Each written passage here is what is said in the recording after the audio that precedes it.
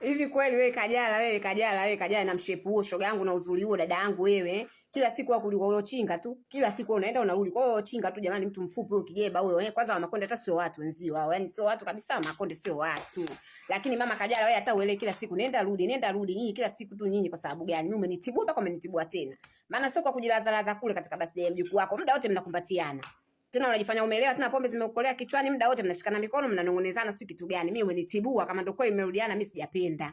Sijapenda kabisa na wewe chinga, wewe mtu mfupi, wewe Makonde mmoja wewe. Kwa nini wewe kila siku upo na Kajala tu? Kila siku upo na Kajala. Nini mabosi kwa muonaji kwa Kajala jamani?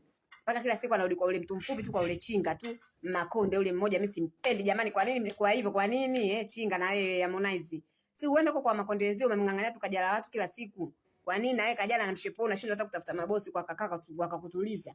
Unarudi kwa ule mtu mfupi. Makonde sio mtu. Nakwambia mimi Makonde hata sio mtu. Achana naye. Na kama kweli unapendana waneni, mimi nishachoka kila siku nenda rudi. Penzi gani lisokuwa na mapumziko? Muda wote mnaachana, mnarudiana, mnatupa kazi bwana. Mimi sitaki. Kwa hiyo Harmonize nawe unanitibua. Makonde mmoja. Si ukatafuta tena ndengeleko pale ushuke Rufiji ukachukue pale watoto ndengeleko hapo kibao tulie nao. Unaangania na Kajala tu kwa sababu ana mshepu. Kwani huko kwenu Makondeni hakuna wenye mishepu? Chefu